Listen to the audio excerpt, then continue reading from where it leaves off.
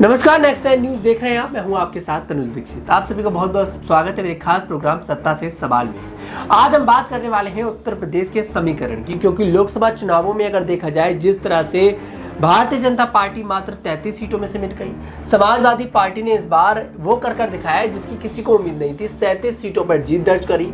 और कांग्रेस पार्टी जिसका वर्चस्व उत्तर प्रदेश से खत्म हो चुका था, उसने 7 सीटों पर जीत दर्ज करी। लेकिन जनता की जो उम्मीद थी, दलित समाज की जो उम्मीद थी कि मायावती शायद 1 या 2, 3, 4 सीटों पर कुछ पर तो जीत दर्ज करेंगी, लेकिन बीएसपी पार्टी ने ना तो उत्तर प्रदेश में ना ही पूरे देश में कहीं भी एक भी सीट पर वो जीत दर्ज नहीं कर पाई।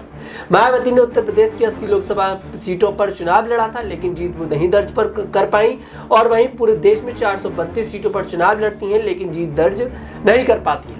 अब ऐसे में कहा जा रहा है कि अखिलेश यादव की तरफ से बार बार ऑफर दिया जा रहा है कि मायावती और अखिलेश यादव भाई गठबंधन में आ जाएं, 2027 का जो चुनाव है वो गठबंधन में लड़ें। क्योंकि कहीं ना कहीं अगर देखा जाए 2024 के इस लोकसभा चुनाव में मायावती की तरफ से अखिलेश यादव को 20 सीटों का घाटा झेलना पड़ा है। अगर मायावती अखिलेश यादव के साथ गठबंधन में होती तो शायद अखिलेश यादव की 37 सीटें ना होकर यहाँ पर 55 सीटें यहाँ पर दिखाई दे रही होती और पूरे इंडिया गठबंधन की 60 सीटें यहाँ पर आराम से दिखाई दे रही होती। तो ऐसे में अखिलेश यादव वो गलती नहीं करना चाहते हैं, इसलिए बार बार अप्रोच कर रहे हैं। वहीं मैं आपको बता दूं, समाजवादी पार्टी के नेता और गाजीपुर सीट से मौजूदा सांसद अफजल अंसारी का बड़ा बयान सामने आया था। आज भी उन्होंने कहा है कि वो चाहते हैं कि 2027 में अखिलेश यादव और मायावती एक साथ चुनाव लड़े, और ऐसा मुमकिन भी है। वो कहते नजर आ रहे हैं। तो समाजवादी पार्टी के नेता इतनी बड़ा दावा करते नजर आ रहे हैं। और उन्होंने पहले भी कहा था कि ना तो मैंने बीएसपी छोड़ी है और ना मैं कभी बीएसपी छोड़ूंगा,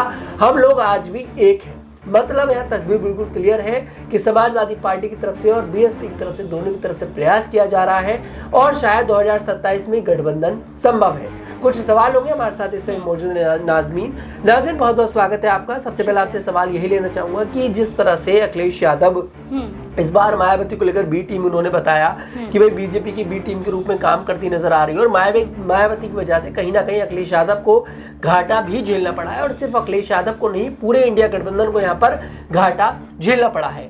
क्या यहाँ पर उत्तर प्रदेश का जो 2027 में विधानसभा चुनाव होने वाला है, उसको लेकर जो तैयारियां शुरू हो चुकी हैं, क्या अखिलेश यादव यहाँ पर मायावती के साथ गठबंधन करते नजर आएंगे? और अगर गठबंधन करते हैं तो किन शर्तों पर यहाँ पर आपको नजर आ रहा है कि गठबंधन हो सकता है? देखिए, अगर पहले हम समाजवादी पार्टी राष्ट्रीय अध्यक्ष अखिलेश यादव के बारे में बात करें तो कभी भी अखिलेश यादव ने मायावती के खिलाफ कोई भी बयान जारी नहीं किया है। चाहे वो अपने सांसदों के साथ कोई बड़ी बैठक कर रहे हो या मीडिया के सामने मायावती से जुड़ा हुआ कोई सवाल क्यों ना हो, मायावती को लेकर हमेशा से सम्मान के साथ बात करते हैं। लोकसभा चुनाव के बीच में डिम्पल यादव, अखिलेश यादव खुद ये कह चुके हैं कि अगर मायावती सामने से आएंगी तो वो गठबंधन करने के लिए तैयार हैं। उन्होंने कभी नहीं कहा कि वो बसपा के साथ गठबंधन नहीं करेंगे।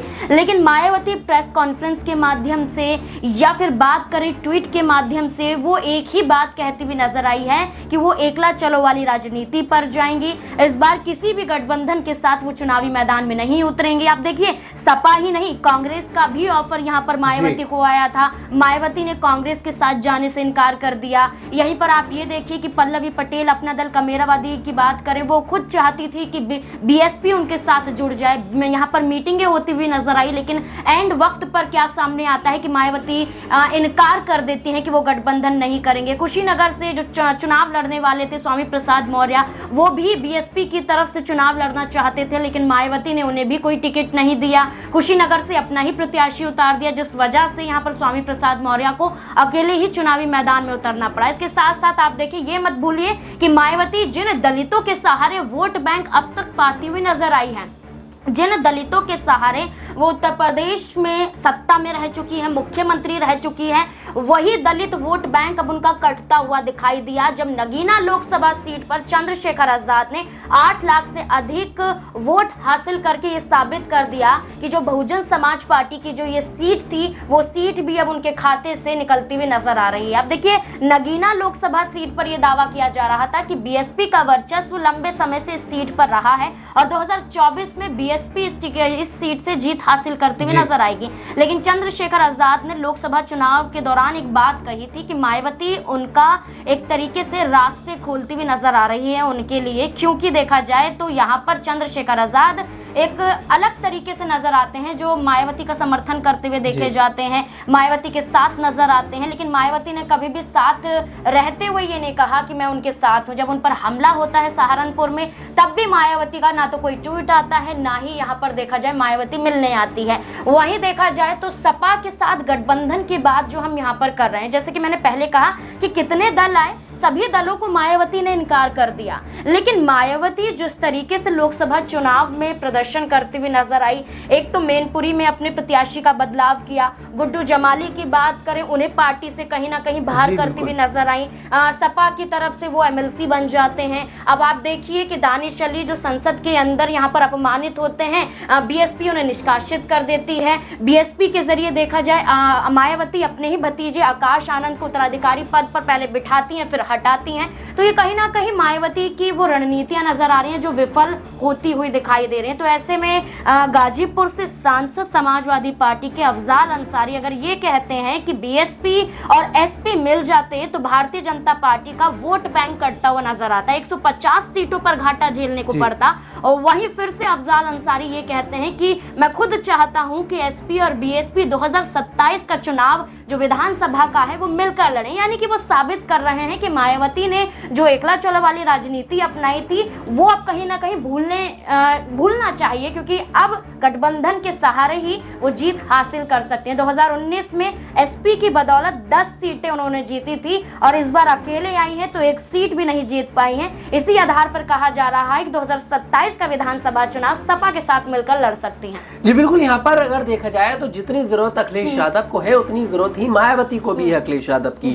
क्या बिना मायावती के उत्तर प्रदेश का चुनाव लड़ना अखिलेश यादव के लिए मुमकिन नजर आता है आपको?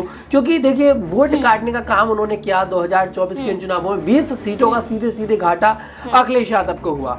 अब मुझे अखिलेश यादव की कोई कमी नजर नहीं आ रही, क्योंकि उन्होंने चुनाव प्रचार भी अच्छे से किया, इतनी सीटों पर जीत दर्ज करी।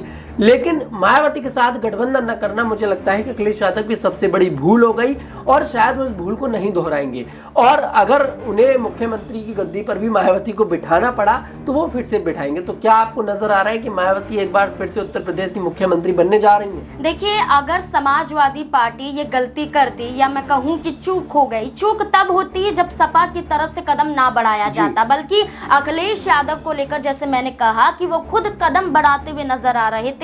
उनके आप पुराने वीडियो निकाल कर देख सकते हैं। लोकसभा चुनाव प्रचार प्रसार के दौरान वो खुद मायावती की तारीफ, खुद मायावती को लेकर ये कहते हुए नजर आ रहे थे कि मैं गठबंधन करने के लिए तैयार हूं, शर्त तनु सिर्फ इतनी थी कि मायावती को सामने से आना पड़ेगा और गठबंधन के लिए कहीं ना कहीं अखिलेश यादव के साथ हाथ मिलाना पड़ेगा। लेकिन मायावती ने इनकार कर दिया। अब आप देखिए कि समाजवादी पार्टी को घाटा तब हुआ जब 2019 में गठबंधन के साथ आई। 5 सीटें ही महज सपा जीत पाती है, 10 सीटें कम से कम बीएसपी जीत तो लेती है। 2022 का विधानसभा चुनाव याद दिला दूं, इस दौरान उपचुनाव भी हुए थे।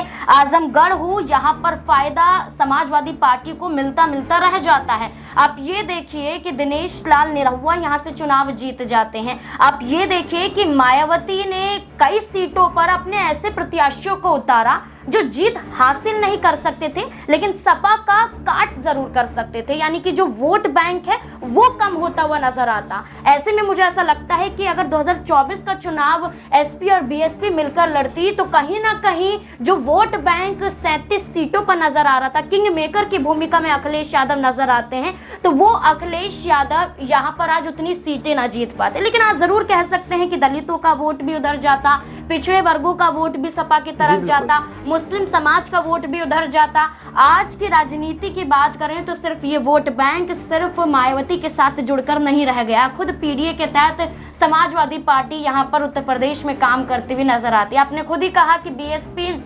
सिर्फ उत्तर प्रदेश तक सीमित नहीं रह पाती है, वो राजस्थान में भी चुनाव लड़ती हैं, वो दिल्ली में भी चुनाव लड़ती हैं, वो बिहार में भी चुनाव लड़ती हैं, वो हरियाणा में भी चली जाती हैं चुनाव लड़ने के लिए, लेकिन कोई सीट वो जीत नहीं पाती, कोई भी राज्य में एक सीट भी नहीं निकाल पाती। मुझे जहाँ तक लगता है कि समाजवादी पार्टी के साथ अगर वो आती हैं तो समाजवादी पार्टी से ज़्यादा यहाँ पर बीएसपी यानी कि मायावती को फायदा होता हुआ नजर आएगा। और मायावती को फायदा होगा तो जहाँ तक मुझे लगता है कि सीएम पद पर तो कहीं ना कहीं अखिलेश यादव ही विराजमान रहने वाले हैं, क्योंकि लंबा समय देख लिया, अब अखिलेश यादव नहीं चाहेंगे कि सीएम की गद्दी वो किसी और को सौंपते हुए नजर आए। लेकिन अगर शर्त है, जब इंडिया अलायंस में शर्त होती है कि पीएम चेहरा कौन होगा, तो मायावती को लेकर भी ये कह दिया जाता है कि हम आपको पीएम चेहरे के रूप में उतारने के लिए तैयार हैं, बस आप इंडिया अलायंस की तरफ आ जाएं। लेकिन मायावती तब भी नहीं आती है। तो जहां तक मुझे लगता है शर्त की बात है, तो मायावती को यहाँ पर सीएम बनाने की शर्त रखी जा सकती है ताकि गठबंधन हो सके। लेकिन जहां तक मुझे लगता है कि सपा अपने आप को ही आगे देखती हुई नजर आएगी। बिल्कुल, लेकिन अब देखना दिलचस्प होगा कि क्या 2027 की विधानसभा चुनाव से पहले